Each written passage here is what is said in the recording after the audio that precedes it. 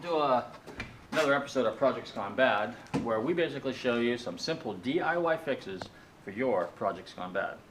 Also, don't forget to check out our weekly radio show, Nostalgic Radio in Cars, which airs every Tuesday evening between 7 and 8 p.m. on the TAN Talk Radio Network, where you can hear great stories and great interviews with the most fascinating and legendary names in motorsports.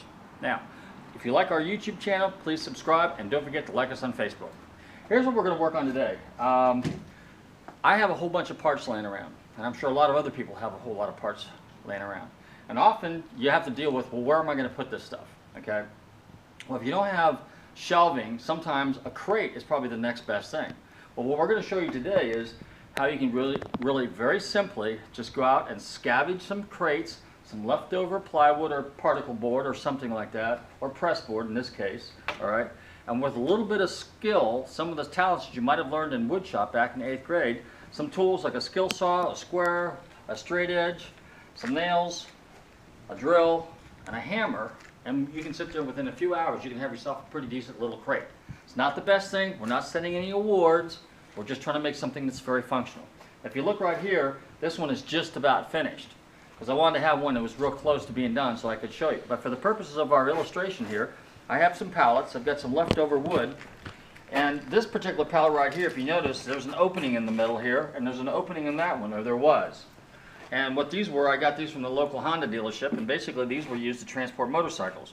So they had a hole in there, and obviously I don't want the hole because I don't want big parts to fall in there. So what you would have to do is you'd have to basically close it up somehow. And again, we're not trying to sit there and win any awards, we're not doing expert carpentry, but what we are doing is we're just trying to rig up something that works real simple to kind of mitigate any losses of any small parts. But you're not going to put little parts in here anyway. But just to give you an idea, since we have no way, rather than build some, you know, cockamamie elaborate reinforcement in here, we're just going to do this the old-fashioned way. We're going to take a little piece of wood that we cut.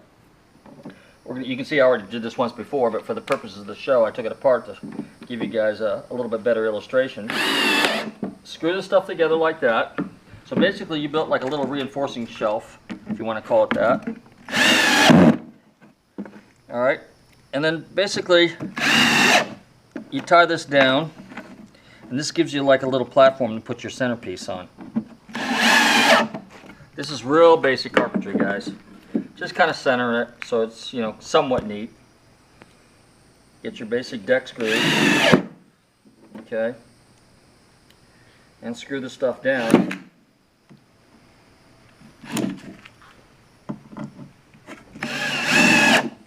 And pretty much you can see the result here. This actually kind of works out pretty good. Now I wouldn't go recommend jumping up and down on it, but for the purpose of once this thing is put together, this will work out just nicely. Alright, so that takes care of that, and like I said, and we're not trying to win any awards, it's not about neatness, it's just about functionality, so we're going to get everything close, but not fine tolerances. Now over here, I've got to cut this piece off yet. I've already measured this, and since we're going to have different dimensions here, like for example, depending on the size of woods that you have, your reinforcements that I have right here, okay, which these started out as the pallets, reinforcement, the bases, okay, so what I did right here is I basically stripped all the wood, did all the dirty work for you, and you can see this one has a bunch of nails sticking up. This one, I either removed them or I beat them down, and again, we're just whipping up a pallet, okay, so this one here will take some dimensions, and the side braces, you at least want to keep those somewhat consistent. So I cut these at 28 inches. All four of these are 28 inches. Alright, so here, let's see what we got. We've got basically 50 inches, and we've got 28 inches, and we've got 50, so what we're going to do is we're going to have to make this one just a little shorter, because these other pieces of wood are not quite as long. And again, you work with the wood that you have. Alright, if you have longer wood, that works out fine. If you have shorter wood, that works out fine too. So what you have is 50 inches. So what we're going to do is we're just going to make it half. So we're going to go 25 inches. I like to use a square, not a straight line. That's also how I like to cut things too, so I get a straight cut. There are some things that I like neat. Some things I don't worry about too much. Alright, so what we're going to do is we're just going to make a nice clean cut right here. We line this up.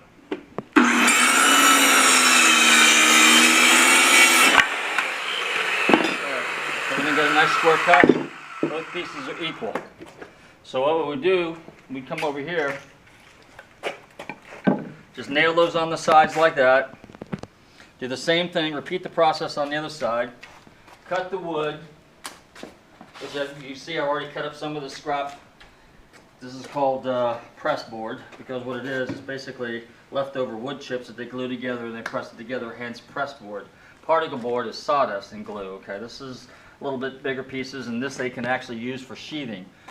I don't like it, but for the purposes of this, you know, it's fine because it doesn't really have any significant structural value. So then you take this, put it in the inside, and you would basically have your inside wall. Now, for the purposes of the show, I've already done that with this one over here.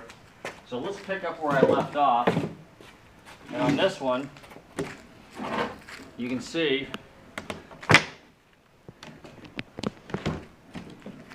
oops.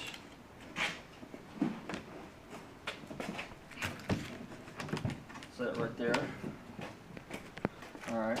So I got 3 sides built already. So we're going to take this one. I'm going to do it the easy way, alright? I mean, I could cut it, but sometimes it's just as easy to put it on the base and cut it after the fact. So here we go. This side is probably the same height as this one, which is 21.5 inches, and so is that side. This side's a little bit shorter because that's all I had left for scraps. And again, you're just trying to make it functional so it gets the job done. So we'll line up the edges, get as close as we can. We'll get some 6-penny nails and my trusty S-wing hammer, carpenter's hammer. All right.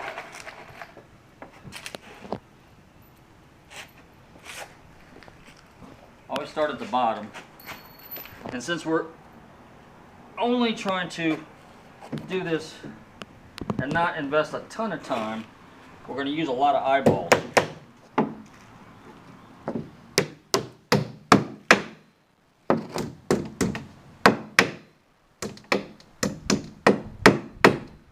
Well, that's what will happen when you have a bad nail. Take that out. Very possible we could have hit another nail. Let's go up just a hair. Leave a little reveal in the bottom. And you can see this wasn't cut exactly square, but it's fine.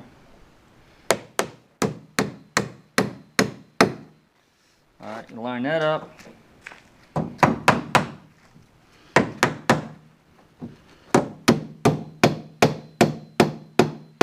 Okay, so we got one on the top, one on the bottom. Now, put a row of nails right here. This is called the field. Those of you that are familiar with construction and carpentry, you'll know what I'm talking about. And since we don't know exactly what we're going to be putting in this crate, we may be putting cylinder heads, exhaust manifolds, hinges, or might be a bunch of loose light part, trim pieces. We don't necessarily want it coming apart. Okay, now we go over to this side. Take the dimension real quick. And since we know already that this is a pretty much determined dimension right here, and the top part could have got out of whack just a little bit, let's take a dimension from the bottom. So we got 46 inches. So basically we want to have 46 inches at this end. Grab my pencil. Okay. So we want to be right here. So that's our 46 inches. 46 inches. So this one we know is no problem. Okay, so we're pretty close. Let's get some more 6-penny nails on.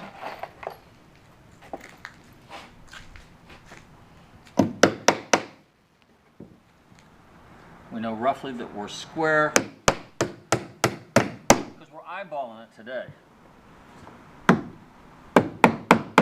Alright, I gotta pull this in just a little bit.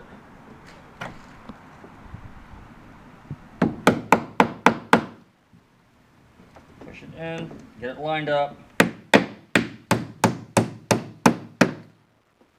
Okay, we got that one.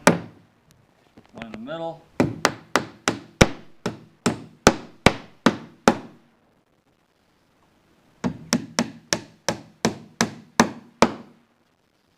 If you have a nail gun, that makes it easier. I just don't have access to one here. But a little hammer nail, a little exercise never really hurt anybody. All right, that takes care of that. Now, we know that we got to go down here and we've got to trim this. So let's just take our pencil, a straight edge, and let's mark this.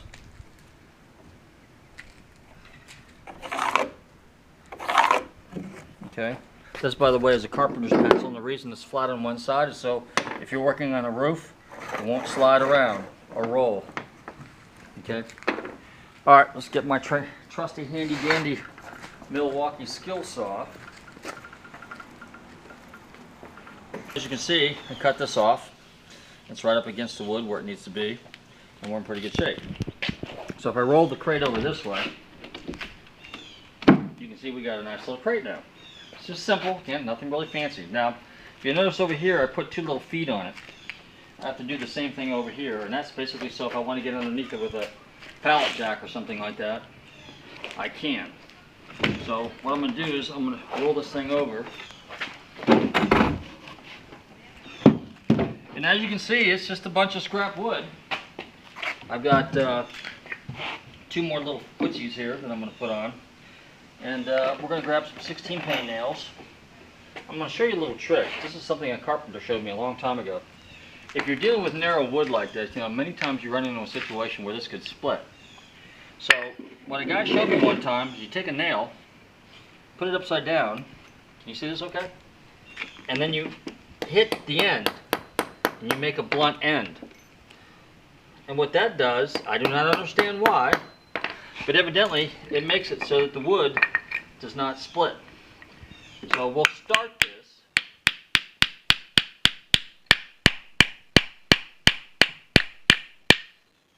Okay. And then, yeah, we're in good shape here.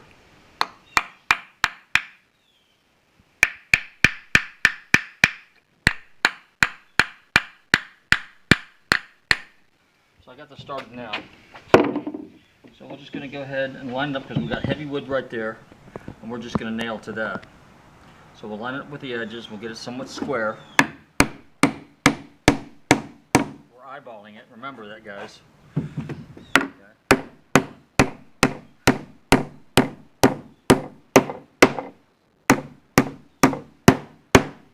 Okay. We're going to repeat the process. I'm going to grab a couple more 16 pennies. This is what we used to use in framing anyway.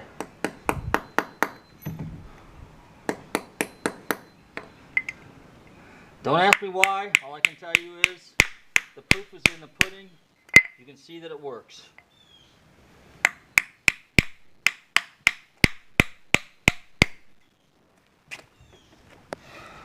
Boom. Line her up. Get her square.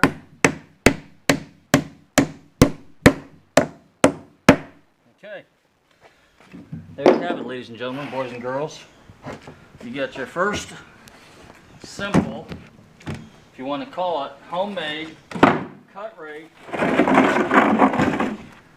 crate. You can throw a whole lot of parts in this thing. If you got a hand cart, it'll slide underneath there real quick. If you got a pallet jack, I might be a little shy if I use a pallet jack, but it'll still work. Just raise it up a bit. But anyway, there you go, ladies and gentlemen. In a nutshell, this is something you can do. You got enough scrap wood laying around, in a couple of hours you can have this thing all finished. So I want to thank everybody for tuning in to Projects Gone Bad for your simple DIY fixes for your projects gone bad. Take care, everybody. See you next time.